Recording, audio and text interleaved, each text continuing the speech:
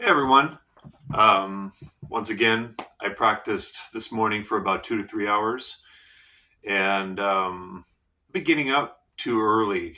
I want to sleep in more, but I'm excited to get to music, and I just think that's really cool that after almost 30 years of playing, that I'm still excited about it. And I think those of us that have something like this in our life, some kind of passion like this, I think we can consider ourselves pretty lucky because I think a lot of people don't have something like this. And yeah, so what kind of guitar player are you? It's a question that I think we should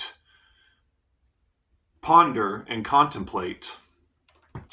And before I get into this, I was realizing that the video I made yesterday about the importance of art and creativity, I made some notes. I mentioned that in the video, and I was kind of fumbling in my head with my thoughts by having those notes. I thought the notes would help me speak more clearly, but it didn't. And so I just decided I think I'm going to approach these more extemporaneously and go off the cuff and improvise, because I think that's what I'm most used to doing as a musician and human being. I think we all are used to that as human beings, but as a musician, that's what I do most often, and that's what I do in my private guitar lessons is just go off the moment. I don't have anything planned, and it seems to go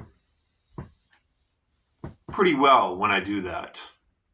Just trust my instincts. Anyway, so what kind of guitar player are you? Um, so I'm not really judging. I'm not judging here. As I kind of lay out some of these thoughts, it might seem kind of judgmental. It's really just, what do you want to do with music? So on one end of the spectrum, we can consider someone not particularly artistic if what they're doing is mimicking someone else.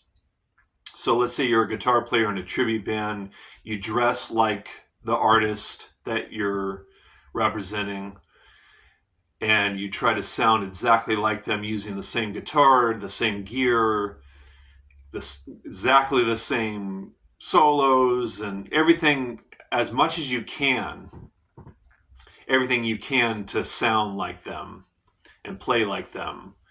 Of course, we can never really do that, right? We can never be, let's say, Jimi Hendrix. We can never play exactly like Jimi Hendrix because we're not Jimi Hendrix. So you're going to fail in doing so in your efforts to try to sound like someone else. But by trying to sound as close as you can to that artist,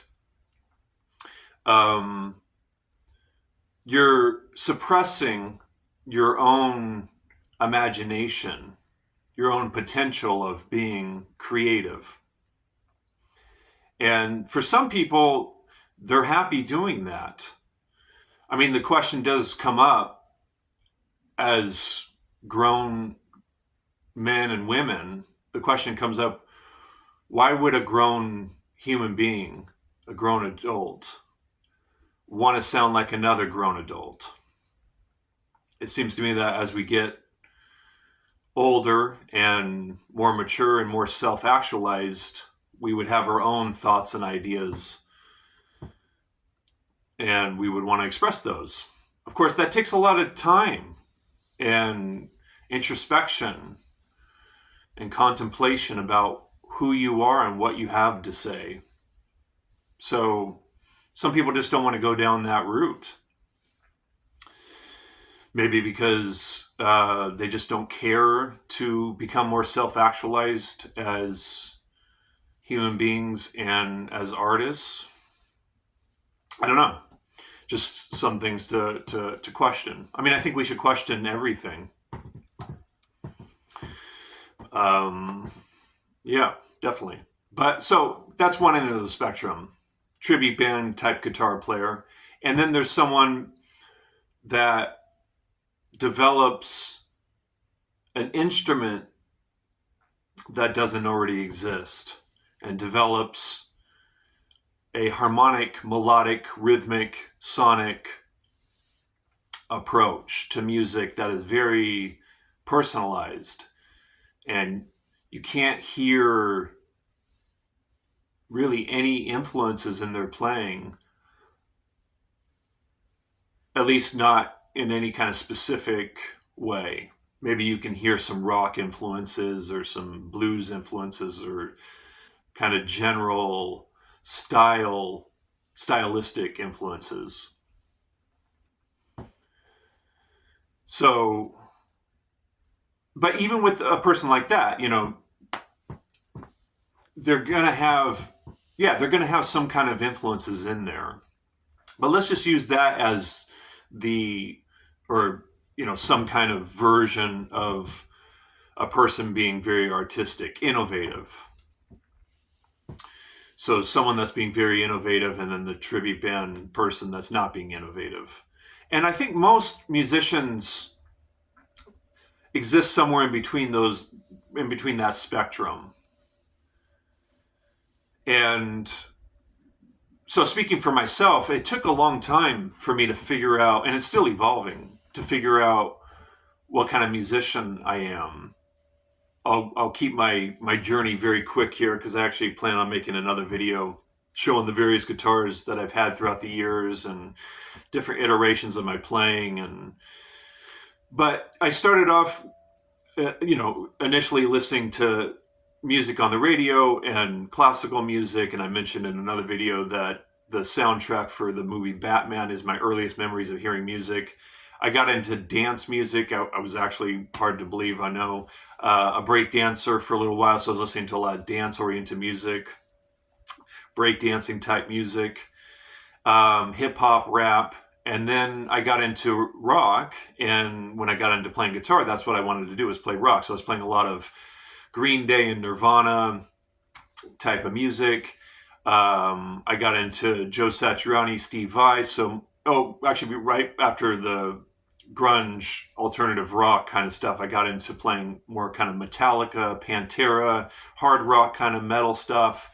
Then I got introduced to Steve Vai and Joe Satriani, Eric Johnson, Steve Morse, so I started playing that kind of stuff. I got into jazz, so I started learning that while continuing the instrumental rock kind of stuff. I was in a black metal band, very technical, sweeping, alternate picking, complicated songs. I did that for a while, while continuing to learn jazz. And then I went to Berklee, and while at Berklee, I developed, how to play jazz, primarily learning how to play bebop, playing through those kind of tunes, learning the tunes. But while I was doing that, I was also developing my original music, which was instrumental music. I guess you could call it instrumental rock. Got out of Berklee, focused on the instrumental original music, and then I was dabbling back into playing straight ahead jazz. Then I devoted completely to developing my original music, which departed me from the instrumental rock stuff and a more personalized type of electric guitar playing, which is documented during that period anyways, documented on my album called Rehearsals. Very improvisational. I was composing though too, but I was really focused on improvising. Then I got it back into playing jazz, so then I was doing both those things, the original music and jazz, and I focused on those two things for a good chunk of years. And then I started inching towards playing Latin jazz. Then I got into, which I showed in another video, a nylon string guitar. I now devote that guitar to playing that music. And then I got into, and then while I was doing the Latin jazz stuff, I was developing classical music. And now I have 4 different main guitars that I play. This one for the jazz stuff, my G&L guitar, I won't grab it. G&L guitar for the original stuff. I've got the nylon string cutaway for the Latin jazz, and then I've got this nylon string for the classical stuff. So pretty complicated, right? And for me, I like that spectrum of, I look at the classical stuff as my least artistic endeavor, because I'm really trying to play the music note for note, but I'm not emulating a specific guitar player. I'm playing with my sensibilities as a guitar player, but the music itself is very, or at least I'm trying to be as exact as I can to the original music with my sensibilities. So there is a little bit of artistry in there, some personality in there. But I consider that my least artistic endeavor. And then I have my G&L guitar, which is totally devoted to my original music. But still, it's an electric guitar, which is kind of a retro, or is a retro instrument at this point. 6-string electric guitar, at least. 2 humbuckers, that sort of thing. But what I do with it is my original compositions, my own ideas about music in general. How I improvise is personalized, but I have my influences. People can hear the jazz influence, the rock influence. There's kind of general influences in there, but it doesn't sound like any particular guitar player. I mean, sometimes I'll get, I can hear some Mike Stern in your playing, or this person or that person. But I mean, I've never tried to learn how to play like Mike Stern ever. So I think it's kind of a general thing, because Mike Stern plays electric, fusion, jazz-oriented stuff. So I think that's just, people are using that as a way to relate to what I'm doing. But it's too general to really say I sound like Mike Stern. And then with the straight ahead jazz stuff, it's kind of in between that spectrum. It's I'm playing within a context that's very established and kind of old at this point. Straight ahead acoustic jazz with varying types of grooves. Swing, it might have a straight groove, but it's acoustic in nature, and I'm playing jazz type tunes, standards and jazz standards and that kind of stuff. But I'm improvising, and a lot of improvising, about 90% of it is improvising within this established form, this established style. But a lot of the ideas are my ideas. So I kind of put that in between the spectrum of the classical stuff and the original stuff. And then the Latin jazz stuff is in the middle too. That's the way I think of it. Because when I'm improvising, I'm not improvising at all like Antonio Carlos Jobim or any of those great Latin artists. But I'm playing Antonio Carlos Jobim tunes.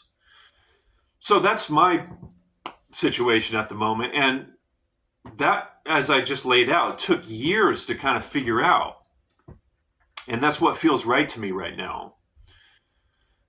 That could change, though, and I'm open to that. I'm open to evolving. So that was the other thing I just wanted to talk about, is just within these different zones musically, whether you're on this spectrum or that spectrum or somewhere in between, is evolution important to you? Do you want to evolve? Do you want to grow? And if you do, then I think you're on the path of becoming more self-actualized. And I think if you are interested in evolving, you'll start possibly moving away from sounding like another human being and want to start sounding more like yourself. I mean, I'm trying to imagine if someone's in a tribute band, they're trying to sound exactly like Alex Lifeson from Rush. One of my bands used to co-headline with a Rush tribute band. It was kind of a nice pairing, I thought. Original instrumental music with this tribute progressive rock band. And can you evolve within that tribute band? I guess you can get better at doing that, at sounding like Rush. I guess you can get better at doing that. So there could be some evolution there, but maybe not as much of an evolution as someone that is trying to become more self-actualized, because that is open. I mean, that might be infinite. The possibilities there, it might be infinite.